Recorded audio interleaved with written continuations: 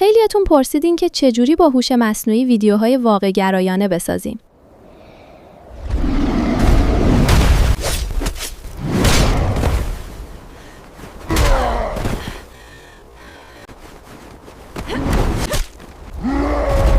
بعضیام گفتن که چرا هوش مصنوعی چهره پلاستیکی میسازه. امروز اومدم یه کلیدی رو بدم دستتون که از این کلیدا نمیگم و یه راه حل برای ساخت ویدیوهای با کیفیت میخوام بهتون بگم. اصلاً هم کار پیچیده‌ای نداره و فقط با یه دونه مستر پرامپت میشه بهترین ویدیوها رو با هوش مصنوعی ساخت. ویدیو رو لایک کنید و بزن بریم.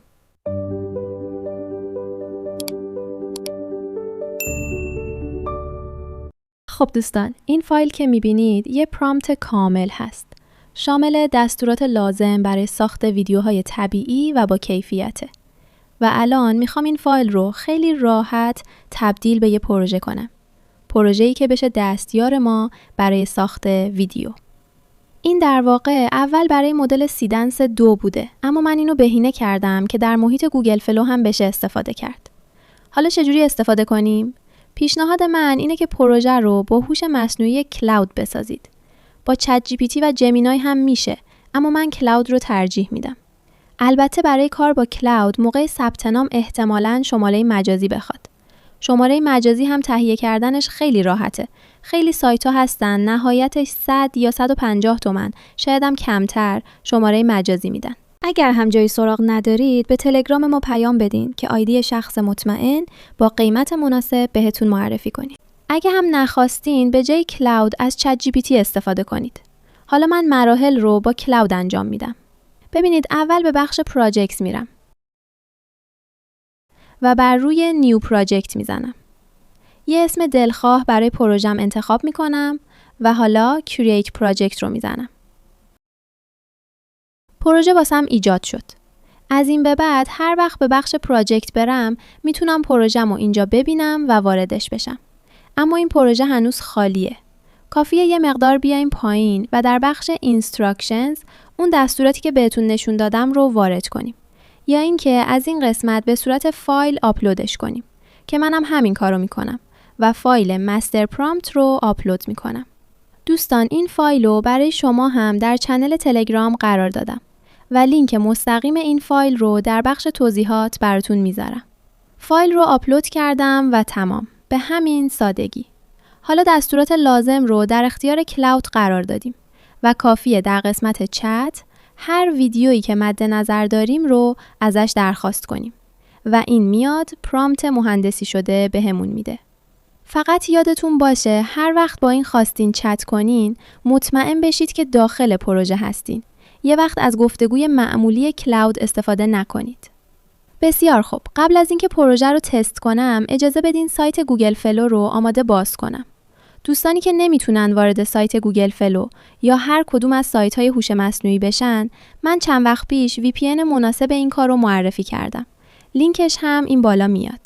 و اما دوستانی که ما رو دنبال کردن میدونن که ما یه پلیلیست آموزش کار با گوگل فلو داریم تو چنل. اگه کاربر جدید هستین پیشنهاد میکنم که حتما اول کار با گوگل فلو رو یاد بگیرید تا این ویدیو رو بهتر درک کنید. اگه یادتون باشه ما در دومین آموزش گوگل فلو یه دونه کاراکتر ثابت به اسم سارا ایجاد کردیم و اینم کاراکتر سارا هست. حالا میخوام از همین شخصیت سارا استفاده کنم چون دوست ندارم پروژه کلاود چهره رندوم ایجاد کنه. پس به پروژه‌مون در کلاود میریم و بهش میگم که ویدیویی از کاراکتر سارا در حال انجام آیس بث در طبیعت، یعنی در حال حمام در یخ. احتمالاً از این مدل کلیپ ها دیدین که طرف توی زمستون میره تو وان یخ. منم میخوام که کاراکتر سارا همون کار رو انجام بده. پس براش میفرستم. و این میاد یه سری سوال ازم میپرسه. اول در مورد سرعت ازم میپرسه. اینو همون معمولی انتخاب میکنم و میره برای سوال بعد که گفته سبک بصری مورد نظرت چیه؟ خب ما چون میخوایم واقعی به نظر برسه پس همون سینمایی رئال رو انتخاب میکنیم. سبک‌های دیگه هم داره، مثلا انیمیشن که سراغ اون نمیرم. حتی اگه سبک مورد نظرتون چیز دیگه ای بود میتونید این قسمت به صورت دستی تایپ کنید. حالا من همون اولی رو میزنم.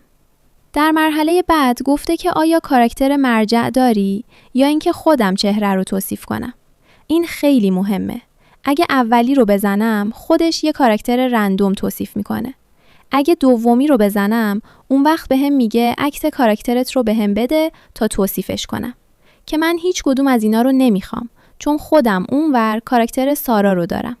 پس به جای این میام در کادر سوم به صورت دستی بهش میگم که من از قبل کاراکتر ثابت دارم و نیاز به توصیف شخصیت نیست. اما بر واقع گرایانه بودن تاکید کن. و اینجا میزنم که متن خودم رو در نظر بگیره. خب الان اومده در مورد لوکیشن ازم پرسیده. اینا رو پیشنهاد داده. رودخانه و جنگل، دریاچه کوهستانی، کنار برف و کوه و یا ساحل صحرایی. اینجا هم یه نکته مهم داریم. اگه شما خودتون پس زمینه مد نظرتون هست، میتونید از این کادر آخری بهش بگید که از قبل پس زمینه دارم و هیچی در مورد پس زمینه توصیف نکن. اما دقت کنید، پس زمینه رو به صورت دستی در محیط گوگل فلو آپلود کنید. که قبلا تو ویدیوی ایجنت گوگل فلو توضیح دادم که چجوری پس زمینه رو ثابت نگه دارید. حالا من با همین لوکیشن برفی پیش میرم. و مرحله نهایی گفته که فقط پرامپت واسه ویدیو بسازم یا اینکه اول استوری بورد رو هم ایجاد کنم و بعد پرامپت رو بدم. خب من دومی رو میزنم که قبل از پرامپت ویدیو یه پرامپت واسه استوری بورد بهم بده. ببینید الان شروع به نوشتن استوری بورد میکنه.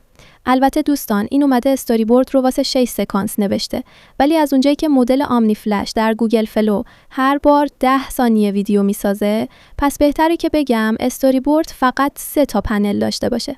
یا در واقع تعداد سکانس ها 3 تا باشه. این به سلیقه خودتون بستگی داره.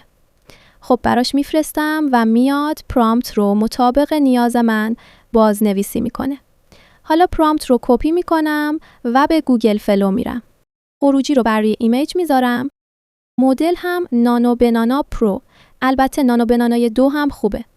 تعداد خروجی روی 2 تایی و ابعاد افقی. حالا دقت کنید. خیلی مهمه که اول از اینجا کاراکترمون رو اد کنیم. من کاراکتر سارا رو اول انتخاب میکنم و پرامپتی که کپی کردم رو اینجا قرار میدم و براش میفرستم. ببینید 2 تا استوری بورد ایجاد کرده. این سمت چپی دقیقاً کاراکتر سارا هست. اما اون راستی رو بد ساخته و اصلاً ربطی به کاراکتر سارا نداره. خب پس من ویدیو رو با همین سمت چپی میسازم. همونطور که میبینید شامل 3 تا سکانس هست. در واقع یه جور پیش نمایش هست. الان ما میدونیم که قراره شروع هر سکانس چه جوری باشه. طبق همین عکس از چپ به راست. اگه مورد پسند نبود میتونیم به کلاود برگردیم و بگیم که نه این خوب نیست و فلان لباس رو میخوام. اما من با همین پیش میرم. پس به کلاود میرم و بهش میگم که تایید میکنم. حالا پرامپت ویدیو رو بده. و شروع به نوشتن پرامپت ویدیو میکنه. پرامپت رو کپی میکنم و بازم میام در گوگل فلو. اول به همون روال کاراکتر سارا رو اد میزنم.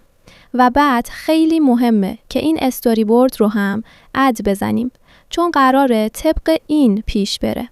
خروجی رو هم روی حالت ویدیو میذارم. مدل هم آمنی فلش میذارم.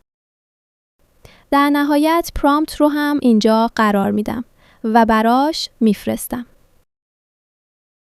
خب اینم از خروجی. بریم ببینیم که آیا واقعاً چهره رو طبیعی نگه میداره؟ بله، شامل 3 تا سکانس بود که البته میدونم هر بار 10 ثانیه خیلی کمه. اما میتونید به دستیار کلاود بگید که سکانس ها فقط یه دونه باشه که بدون نیاز به استوری بورد ویدیو رو بسازه و دیگه از این سکانس به اون سکانس نپره.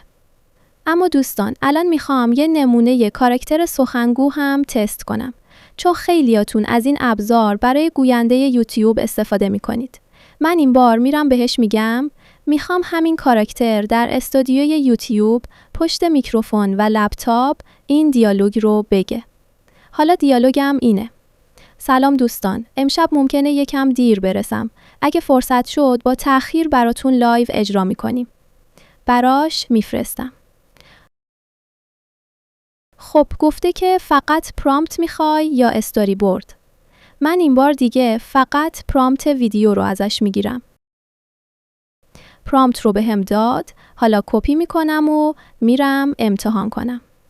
کاراکتر سارا رو اد میزنم و پرامپت رو پیست میکنم و براش میفرستم. خب ببینیم با هم. سلام دوستان. امشب ممکنه یکم دیر برسم. اگه فرصت شد با تأخیر براتون لایو اجرا می‌کنیم.